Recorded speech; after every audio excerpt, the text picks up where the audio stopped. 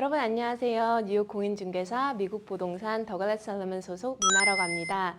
이번엔 뉴욕 부동산 투자의 장단점에 대해서 이야기 나누겠습니다.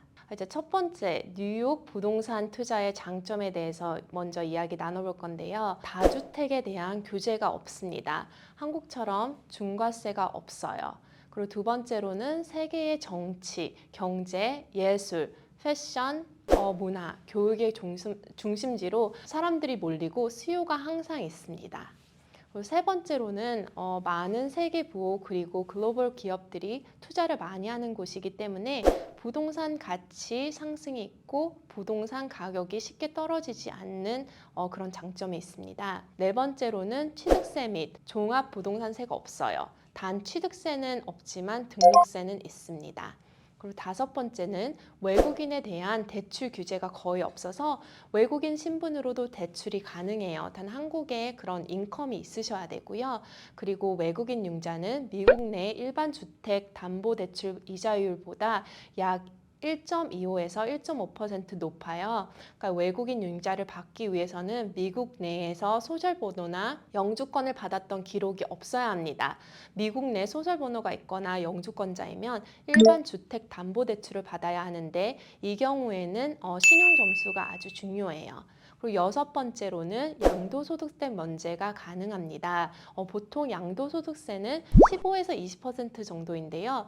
최근 5년간 2년 이상 실거주했다면 1인당 25만 불, 부부일 경우에는 50만 불까지 면제가 가능해요. 그러나 회사의 명의라면 실거주 조건을 충족할 수 없기 때문에 면제가 안 됩니다. 그래서 회사 명의 시에는 투자용 부동산은 양도세 이연이 가능하기 때문에 이를 활용하면 되고요. 일곱 번째, 미국에는 증여 상속세 부부 합산이 약 27억까지 면제돼요. 하지만 외국인이라면 이 면제가 적용이 되지 않습니다. 그리고 여덟 번째로는 빌딩에 따라서 텍스 감면 프로그램, 이게 텍스 어베이먼트 프로그램인데요. 10년에서 20년 동안 재산세를 거의 부과하지 않습니다. 그리고 아홉 번째로는 안전한 부동산 거래가 가능한데요. 미국 부동산은 취득 시에 주에 따라서 변호사를 통하거나 에스크로 제도를 사용하기 때문에 한국에 비해 안전한 편입니다. 그리고 열 번째, 높은 임대 수익이 있습니다. 미국은 전세 제도가 없기 때문에 주택을 보유하고 있는 사람들은 안정적인 수익이 늘 보장됩니다. 특히 뉴욕 임대료는 아주 높은 편이어서 안전한 달러 자산으로 수익 창출을 할 수 있습니다. 그리고 마지막으로는 공실률은 팬데믹을 제외하고 거의 낮은 편이에요. 이제 두 번째, 뉴욕 부동산 투자의 단점에 대해서 이야기 나눠보겠는데요. 첫 번째 단점으로는 신축 분양이 아닐 경우 매매 프로세스가 한국보다는 좀 복잡해요. 따라서 잘 도와줄 수 있는 경험 많은 부동산 중개사가 필요합니다. 특히 코업 같은 경우는 말이죠. 콘도도 물론이고요. 두 번째는 맨하튼 매물 가격이 높은 편이라서 다른 곳보다 많은 돈이 이제 필요합니다. 그리고 세 번째는 세입자를 내보내야 하는 경우가 생기면 복잡한 법적 절차를 따라야 해요.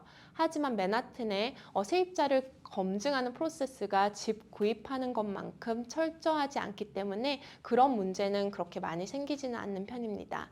마지막으로 리모델링비가 비싸고 건물에 따라서 까다로운 절차를 받아야 할 수 있습니다. 미국은 물가와 인건비가 비싸기 때문에 한국보다 리모델링 비용이 더 많이 발생해요. 오늘 뉴욕 부동산 투자 장단점에 대해서 이야기 나눠봤는데요. 뉴욕 부동산에 관해서 더 궁금하신 것이 있으시면 뉴욕 전문 부동산 미나인 뉴욕으로 연락 주세요. 시청해 주셔서 감사합니다.